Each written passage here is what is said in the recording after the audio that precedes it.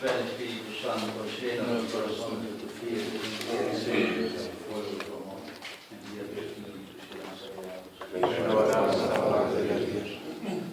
Oremos, oh Dios que habéis iluminado los corazones de tus fieles con la luz del Espíritu Santo.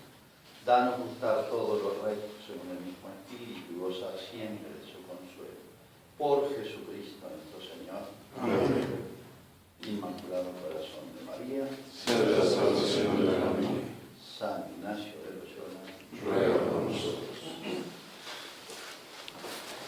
vamos a entrar ahora en lo que propiamente son las etapas. La mayoría de ustedes creo que conocen los ejercicios ignacianos, las 4 etapas. Principio y fundamento es como una disposición previa.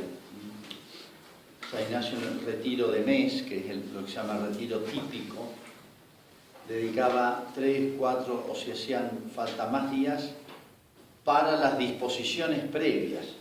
Nosotros tenemos que hacer en 1 hora eso, más o menos. Él dedicaba 3 o 4 días en el siglo XVI. Eso nos hace ver realmente la seriedad y la profundidad de estos hombres. ¿Y por qué eso? ¿Por qué han dejado tanta huella en la historia? Nosotros vivimos un mundo light. Como decía anoche, casi sin darnos cuenta. No es que lo queramos así, pero lo padecemos. Se nos mete. Formamos parte de él. El hombre, cuando los antiguos decían que el hombre es un animal político, social, estaba indicando muchas cosas, entre otras, no es solamente que el ser humano necesita de los demás para venir a la vida, sobrevivir y llevar una vida humana. Significa que hay una interacción enormemente grande, profundamente grande, y bueno, y se ven muchas cosas. Por ejemplo, modernamente hay enfermedades que uno no se respira en el ambiente, por ejemplo, cuadros psiquiátricos, bipolaridad, bulimia y anorexia, en chicas que llevan hasta vida espiritual. Y dice, ¿cómo puede producirse eso? Se ve que hay más influjo del ambiente en que nos movemos, que respiramos, del que nosotros somos conscientes de ver. Pues hay debilidades de épocas, por más que uno esté hasta prevenido de ellas. Por eso digo que es importante conocer nuestros tiempos, poner todos los antídotos posibles para contrarrestarlos, pero aún, digamos, nos humilla tener que ser tributarios de lo que no queremos. Bueno, no obstante, la providencia de Dios, la gracia de Dios existe por encima de estas cosas, ¿no? Y Dios tendrá en cuenta también nuestras miserias, no solamente humanas, sino de la época. Bueno, San Ignacio, para introducirnos en la primera semana, es lo que él llama la contemplación de los pecados, la consideración o contemplación, que es también un misterio. Misterio es todo lo que tiene que ver con Dios. Y el pecado en su esencia es, si sacáramos a Dios por hipótesis, si no existiera Dios por hipótesis, el pecado no sería pecado. Pertenecería a otra categoría antropológica, sociológica. Hoy hemos reducido con esta idea o esta prescindencia de Dios práctica, no teórica, repugna, y es muy complicado demostrar filosóficamente que Dios no existe. Es muy complicado. Jean-Paul Sartre, el famoso filósofo francés, tiene 5 pruebas, 5 vías, igual que Santo Tomás, para probar que Dios no existe. Se rompió la cabeza y hacen agua a las 5 por todos lados, porque parte de principios falsos, ¿no? O como decía un filósofo francés ateo, a un filósofo medio flojo, católico, le decía, dichoso es usted que cree porque puede no pensar en Dios. Yo que no creo, estoy todo el día pensando en Dios. O sea, no se lo puede sacar de encima, ¿entienden? Dichoso usted que cree que puede, porque así puede no pensar en Dios. Es genial la frase, viene al estilo francés, que le gusta decir cosas agudas, ¿no?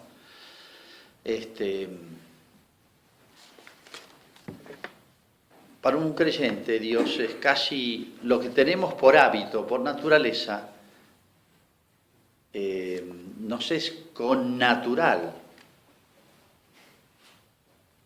y no pensamos en ello. La salud no se siente la enfermedad. Ustedes no se dan cuenta que tienen los dientes ahora, pero si les doliera una muela se acordarían de los dientes, ¿no? La salud no se siente. Entonces, para una persona saludable espiritualmente, Dios es una presencia casi connatural a nosotros. Para el ateo es como una muela que le duele, ¿entienden? Pero está la muela, el problema es eso. Si no estuviera la muela no le dolería.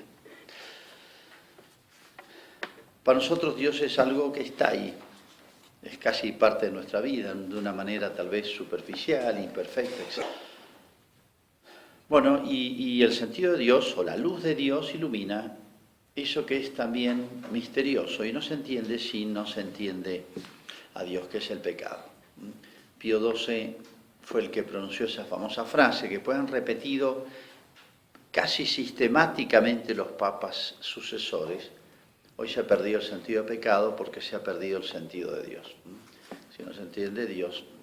Y esto no es una definición, sí, yo sé que existe Dios, yo sé que existe el pecado, no. Hay que comprehender, como decían los antiguos, hay que comprehender, o sea, entender profundamente, entender totalmente algo. Y por eso hay que masticar, rumear, considerar, decían los antiguos, ¿no? Bueno, el día de hoy lo destinamos, como el primer día de ejercicios, a la consideración del pecado. Y San Ignacio plantea, es genial, por más que él no es un gran teólogo, en el sentido teólogo especulativo, tiene una sapiencia práctica extraordinaria, ¿no? Entonces él nos plantea los famosos 3 pecados. Pero fíjense, no son simplemente 3 pecados que ocurrieron, como pueden haber 3 pecados en distintos sectores de la humanidad, sino con una trascendencia teológica extraordinaria. Esto, San Ignacio en 3 puntitos nos da toda la teología de la historia, que es lo que un cristiano tiene que tener muy claro. La teología de la historia. No es que nos pongamos, un cristiano sea un historiador, no es eso. No es esto para alguno que tiene una inclinación especial por los hechos históricos, que puede ser, que alguno lo tenga de una manera especial. No es esto.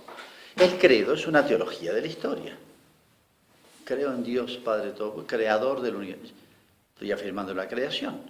El credo empieza con la creación del cosmos, es un hecho súper histórico, y el credo termina con la resurrección de los muertos y la vida eterna, la consumación de los siglos, que es otro hecho súper histórico, enganchado al primero, pasando por la encarnación de Cristo, que es el hecho más central de toda la historia. Entonces el cristiano, el creyente, un niño de primera comunión, tiene una visión no con fechas, no con nombre, batallas, territorios, desplazamientos geográficos, etcétera, del pueblo, no, pero tiene una visión teológica, que dicho en otras palabras es lo que se suele decir el plan de salvación de Dios, ¿no? El plan de Dios sobre el cosmos, e incluyendo los ángeles y los hombres. Entonces San Ignacio con esta mentalidad, esta cultura cristiana, esencialmente cristiana, que se ha perdido mucho, se ha perdido mucho la teología de la historia, como esencial e inseparable de la fe. Esencial e inseparable. Y ha sido sustituida por una visión sociológica de la historia, tecnológica de la historia. Fíjense, las edades del mundo son la del bronce, la del cobre, la del hierro. Todo es tecnológico, no son las edades del mundo esas. Las del mundo son otras. son las edades teológicas. Justicia original, estado de naturaleza caída, estado de naturaleza reparada, en estado de reparación, el pueblo de Israel y los últimos tiempos con Cristo. Esas son las edades de la historia. Bueno, dice 3 pecados entonces, en este marco, o sea, es una visión gigantesca donde yo me voy a meter. Pero yo estoy en este marco, en este drama cósmico, este drama cósmico en la cual estoy metido. Y cuando digo cósmico, sería la dimensión horizontal, pero en este drama teológico, que es mucho más profundo de relación a Dios, ¿no? Eterno,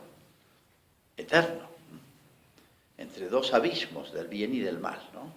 Entonces, en primer lugar, una mirada al pecado de los ángeles. Entonces, con este marco, con esta idea, nos introducimos en este mundo extraordinariamente, esta especie de paisaje, así como esta ventana del fondo. Uno dice, le abres una ventana chica, pero me abre un paisaje grande. Así también. Bueno, el pecado de los ángeles. Ubiquemos los ángeles en el plan de la creación, los espíritus puros, las jerarquías angélicas. Pensemos en los más perfectos, los serafines. Nos cuesta pensar en ellos porque las definiciones filosóficas, uno dice espíritu puro, no tiene materia, cómo conocen los ángeles, cómo quieren los ángeles, etc. Bueno, nos aproxima, pero no es fácil. Pero ciertamente el mínimo de los ángeles custodios, son los cualitativamente superiores a todo lo corpóreo, incluso al hombre. Pues somos espíritus encarnados. Bueno, en ese mundo tan perfecto, tan lúcido, entró el pecado, entró la rebeldía contra Dios, ¿no? El pecado de los ángeles, el no someterse a Dios. Según la teología expresada en esa frase, que es bíblica, de un profeta, el non serviam, no serviré a Dios, no quiero servir a Dios. A lo que se contrapone el grito de los ángeles fieles del qui sub Deus, ¿quién como Dios? El nombre de Micael. Micael significa eso en hebreo. ¿Quién como Dios? Es el ángel que batalla por Dios. Entonces, el non serviam se opone a ese otro grito, ¿quién como Dios? Que es lo que les proponía anoche, la meditación, de meditar en la grandeza de Dios, la sublimidad de Dios, al cual como consecuencia yo me someto, pero como la planta se somete al sol o a la humedad para su vida. Entonces, en ese mundo, curiosa y misteriosamente, entró la rebeldía, lo que es la libertad. Tuvieron ese momento de libertad, pero es tan perfecto el obrar de los ángeles, es tan perfecto que cuando quieren, lo quieren con todas sus fuerzas. Nosotros, para poder amar a Dios con todo el corazón, todo el alma, toda la mente y toda la fuerza, tenemos que hacer miles y miles de actos buenos, y ninguno en contra. Uno con un solo acto no se hace virtuoso. Una virtud no se adquiere con un solo acto. Ni un vicio se adquiere con un solo pecado. Uno dice, menos mal. Pero los ángeles, lo que nosotros es un movimiento lento, en ellos es instantáneo. Así como para recorrer, si yo tengo que recorrer 100 kilómetros a pie, tengo que dar muchos pasos. Un ángel sale de acá y está ya en un instante después. Eso que en el espacio ocurre con los ángeles, yo tengo que dar muchos pasos para llegar. En un instante el ángel desaparece aquí y está allá. Algo análogo es en el obrar de los ángeles, ¿no? Entonces yo necesito muchísimos pasos para llegar, necesito muchísimos actos para adquirir la virtud. Para poner el ejemplo de la caridad, con todo el corazón, todo el alma. Y estrictamente en el cielo va a ser así. Ese ideal del primer mandamiento que ya le dio a Moisés, recién en el cielo se cumple del todo. Acá nos vamos aproximando. La capacidad de amar está como detenida, enfriada, es pesada, tiene que arrastrar un corazón muy pesado para poder, muy desprendido de las cosas de la tierra, muy liviano para poder moverlo al todo, ese todo. Entonces, con un solo acto de amor a Dios no me hago supremamente caritativo, no llego a la perfección de la caridad. Y al revés, con un solo pecado no me hago absolutamente vicioso. En los ángeles todo es un acto, una comparación a nosotros que nos puede ayudar. Entonces, ese acto lúcido, lucidísimo, libre, absolutamente libre, no fue coaccionado, ni llevado por condicionamientos, etc. Bueno, los transformó en demonios. Ahora, cuando uno piensa lo que es el demonio, los demonios, lo que es el infierno creado para ellos, apartados de mí, malditos al fuego eterno, creado para los Satanás y sus ángeles. Ahí nace, primero existió el pecado y después la pena del pecado. Y después la pena, el infierno es la pena proporcionada, o por así decir, el lugar proporcionado. Cuando uno piensa en el infierno y en los que lo inauguraron, o aquellos para quienes fue creado, como dice Jesús, lo dice 1000 veces, es realmente tremendo pensar en esto, ¿no? Fíjense que muy interesante ver la progresión en la revelación. El Antiguo Testamento empezó, es como etapas pedagógicas el Antiguo y el Nuevo Testamento. Y hay temas que recién con Jesús se hacen. El demonio, por ejemplo, es misterioso el demonio, incluso el infierno. Si usted lee la Sagrada Escritura, está como oscuro, muy oscuro el tema de la condenación del infierno. Primero está todo el tema de las penas temporales para Israel.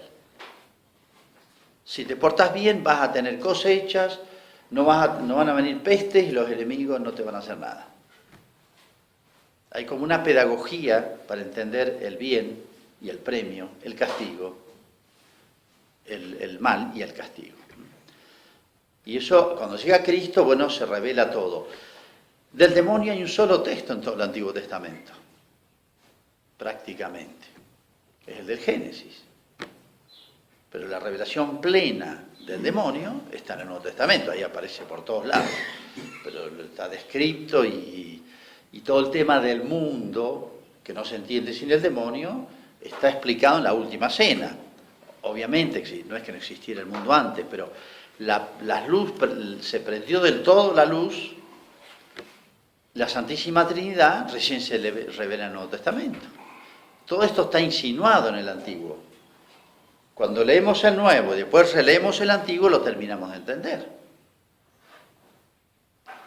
Pero hay una revelación progresiva, es como si la humanidad no hubiera soportado todo el peso de esta revelación.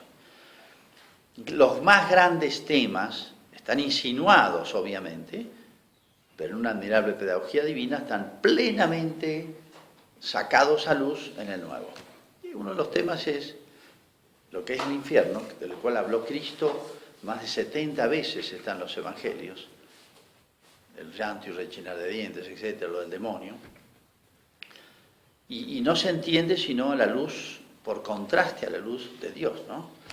Entonces, primer cuadro,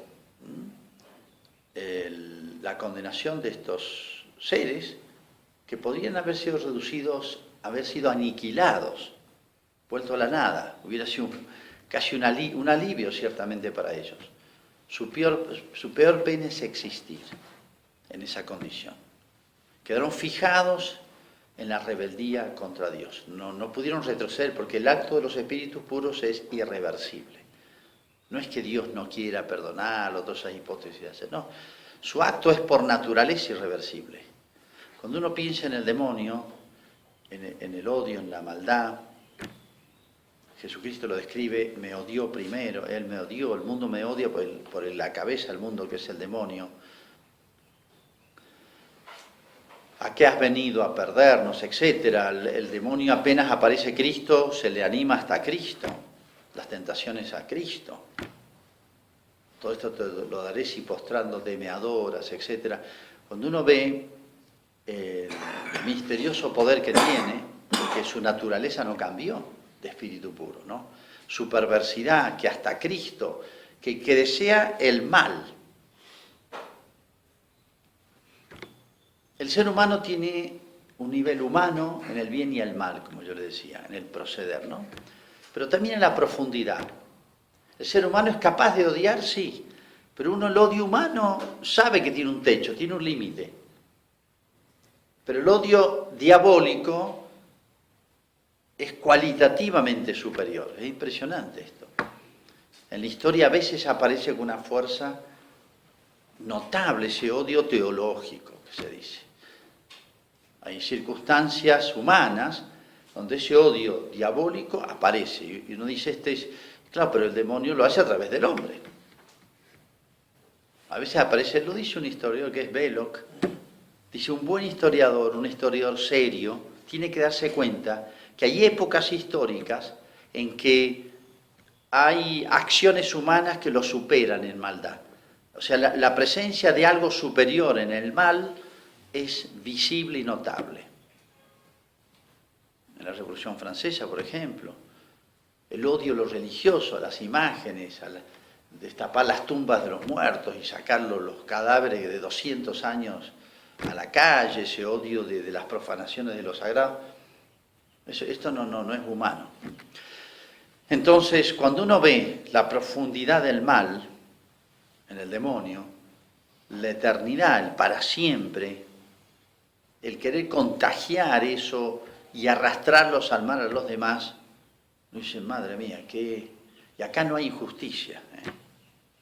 Es más, los grandes teólogos dicen, aún en la condenación del infierno hay misericordia. Pero esto es un hecho. Hoy estamos acostumbrados a pensar al revés. El hombre es referente, el hombre es el autorreferente de todo hoy.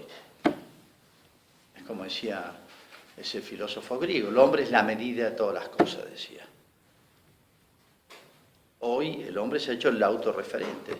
Entonces esto es demasiado tremendo, luego no existe. No, hay que hacer el razonamiento al revés. Esto existe, guarda proporción con una acción. Entonces esto es un hecho, se parte del hecho. Luego debe ser tremendo esto que se llama el pecado de los ángeles y luego el pecado de los hombres. A Fidel Castro le preguntaron si creía en el infierno. Y dice, no puede ser, va contra los derechos humanos. Está muy buena la respuesta. ¿Cómo va a existir eso? Dice. Va contra los derechos humanos. Está muy bueno. Una respuesta bien siglo XX, XXI, ¿no? Tonta, estúpida, pero adecuada. Bueno, entonces, primer panorama, ¿cuándo fue esto? No sabemos, pero es como al principio de los tiempos, porque Adán y Eva ya lo tienta el demonio. En la aurora de la humanidad, fue un instante después de la creación de los ángeles, dicen. Pero tiene una trascendencia gigantesca, cósmica, porque hasta en la creación influyó. Primer cuadro entonces. Segundo cuadro, dice San Ignacio, pero vamos siguiendo en todo lo que tienen de común. Es el pecado de Adán y Eva. Otro hecho histórico, superhistórico, un hecho superhistórico que tuvo una trascendencia enorme por las consecuencias. Aquí hay que ver el contraste estado-naturaleza, justicia original, estado-naturaleza caída. Justicia original, naturaleza caída. Justicia original, o sea, el orden que había en el hombre recién creado, que podemos resumirlo en las 4 armonías. Las 4 armonías. La armonía con Dios. Dios se paseaba en el paraíso a la hora de la brisa, dice. Imagen y semejanza. Hagamos al hombre. Vio Dios lo que había hecho y era bueno. Armonía con uno mismo. Dice, el hombre estaba desnudo sin avergonzarse de ello. Es una manera de expresar esto poéticamente. La armonía interior de alma y cuerpo, de inteligencia, voluntad y pasiones, etc. Todo el organismo humano, la unidad interior. La tercera armonía entre los hombres. Esta sí que es hueso de mis huesos y carne de mi carne. Voy a hacerle una compañera, una ayuda adecuada, compañera y ayuda adecuada, la complementariedad, etc. Y cuarto, con la naturaleza, eso que tanto se reivindica hoy, de la armonía cósmica, ¿no? O las energías cósmicas que te armoniza el cuerpo, todo eso, en ciertos lugares, como en el Cerro Uritorco de Córdoba, se tiran ahí en centros energéticos y recuperan la armonía de la Tierra. Había una armonía cósmica, sí. Cuando Adán le pone nombre a las cosas, significa dominio, en la mentalidad, en la cultura antigua, ¿no? Significa dominio. Le ponga nombre, significa un conocimiento profundo. Poner nombre significa conocer profundamente algo, ¿no? Y señorío. Y la cuádruple ruptura con Dios. ¿Dónde estás, Adán? Se esconde, me escondí. La desarmonía interior, se sintieron desnudos. Y después eso se va a ver en las generaciones sucesivas. La envidia, por ejemplo, después Caín y Abel. Bueno. La ruptura de Adán y Eva. La culpa la tuvo ella. Esta que me diste por mujer me echó a perder la vida. Ella me tentó. Ella empezó la cosa, ella arruinó todo. Y la ruptura con la naturaleza. La tierra te dará espinas y abrojos. Ganarás el pan con el sudor de tu frente. O sea que el hombre quedó como desarticulado. Estas cuádruple armonías estaban como una dependiendo de la otra, ¿no? Lo estamos reduciendo a una cuestión así un poco simplificándola, pero son grandes temas cada uno de estos, ¿no? Y bueno, después recuperar esa armonía del hombre, esa cuádruple armonía, no lleva mucho tiempo, no se hace un día para otro, ¿no? Y eso es la redención de Cristo.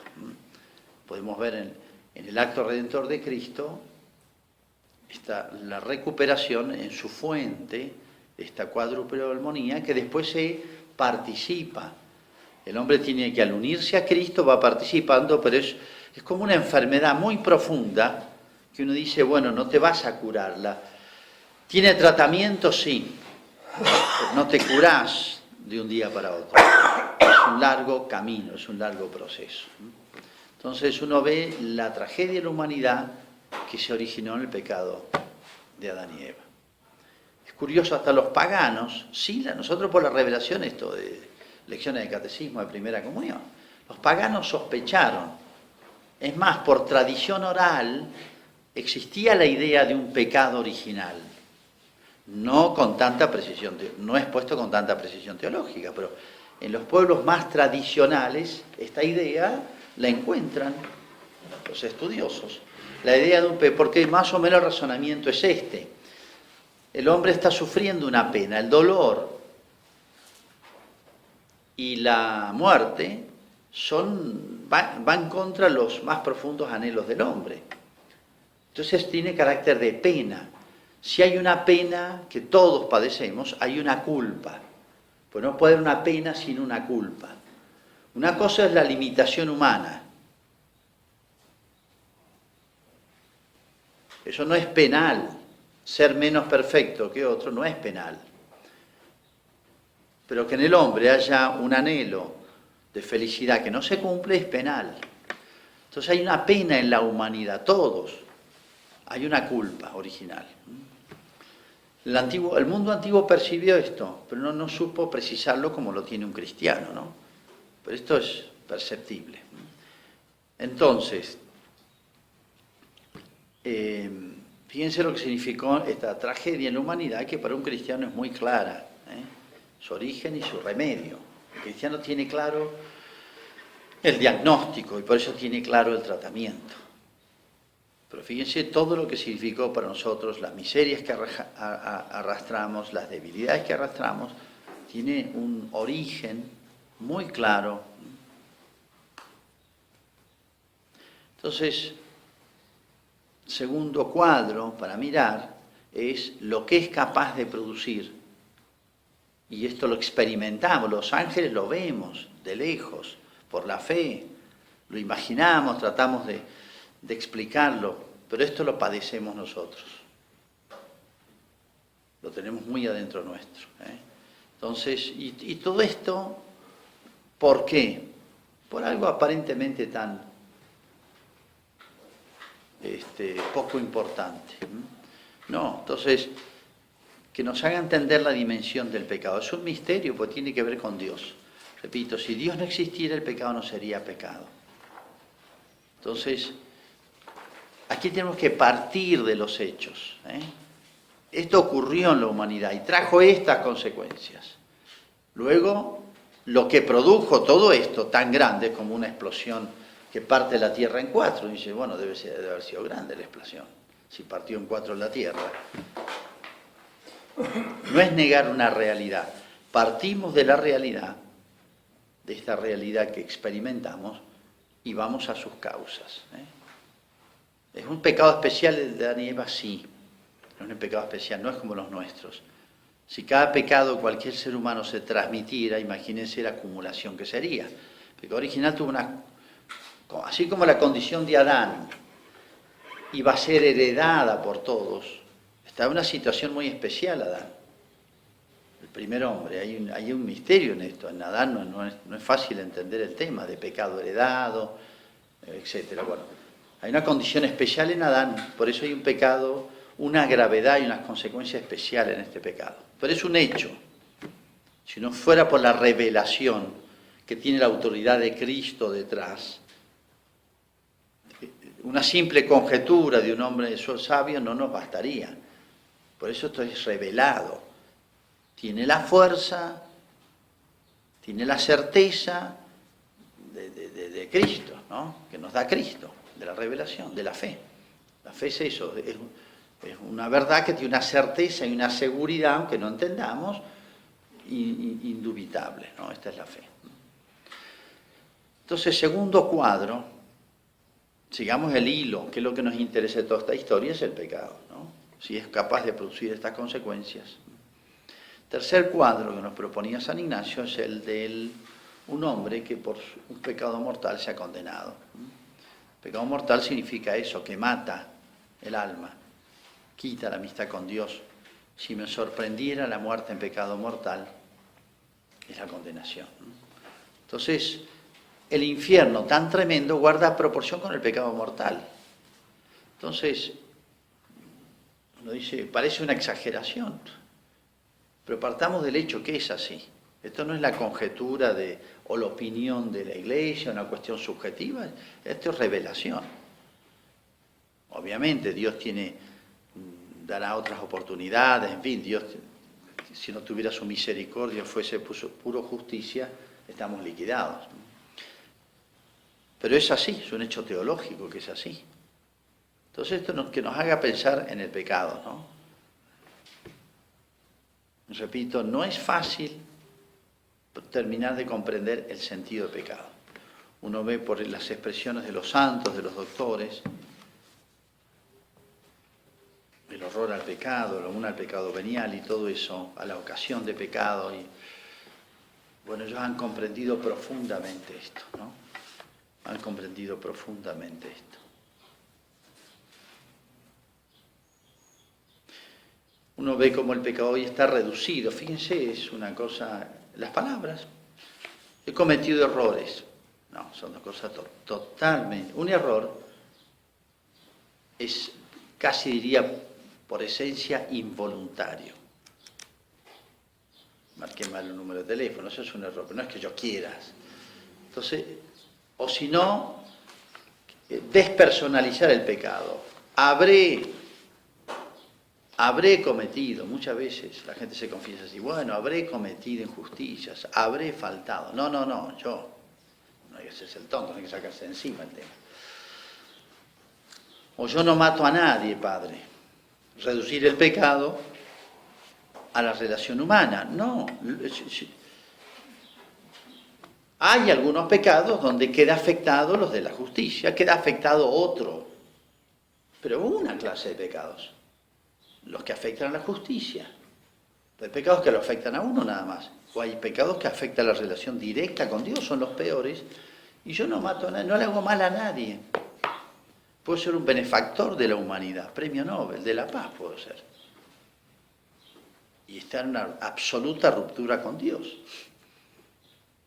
Es más, es lo más probable, si me dan el premio Nobel de la paz, es que esté en absoluta ruptura con Dios, es probable. Justamente por eso, ¿verdad? O sea, fíjense, si en el pecado sacamos a Dios, queda reducido a un problemita social, arreglable, pero pierde su dimensión, pierde su profundidad. Pues, así como el cielo es un abismo, ni el ojo vio, ni el oído oyó, ni vino a la mente del hombre, o sea, es una cosa que supera todas las comparaciones sensibles y conjeturas de la inteligencia. La condenación es otro. La vida del hombre, la dignidad humana de la que tantos nos gloriamos, porque el hombre hoy es todo autorreferencial, el yo del hombre se ha hecho gigantesco, ha perdido lo grande que tiene el hombre, que es su vocación a la eternidad. El hombre vivimos todos los días entre dos abismos.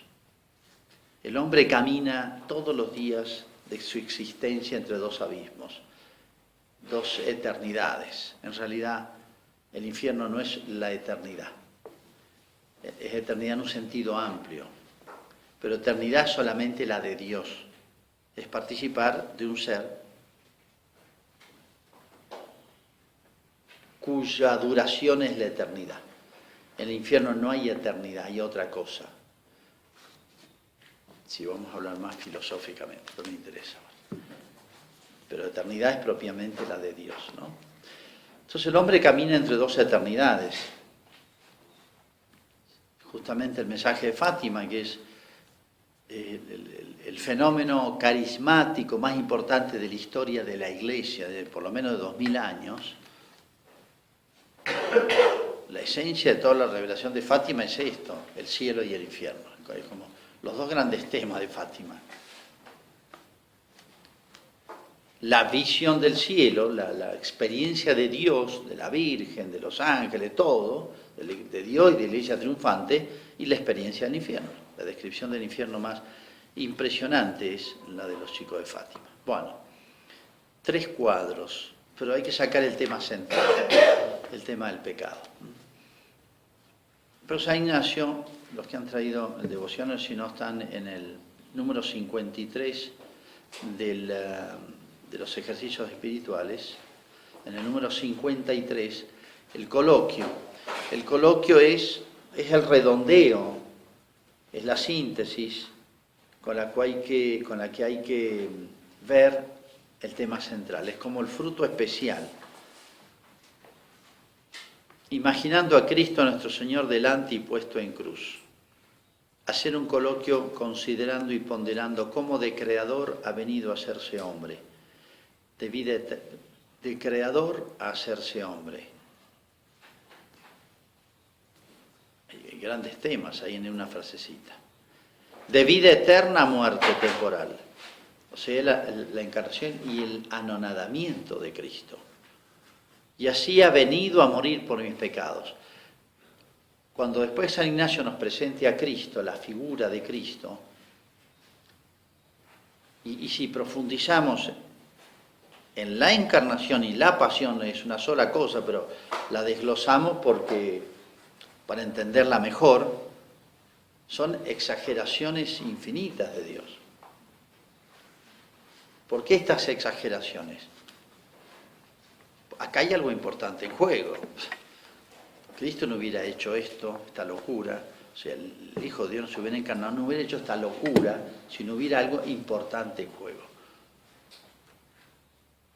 Entonces el pecado no lo podemos reducir a un problema sociológico, errores o cosas para superar.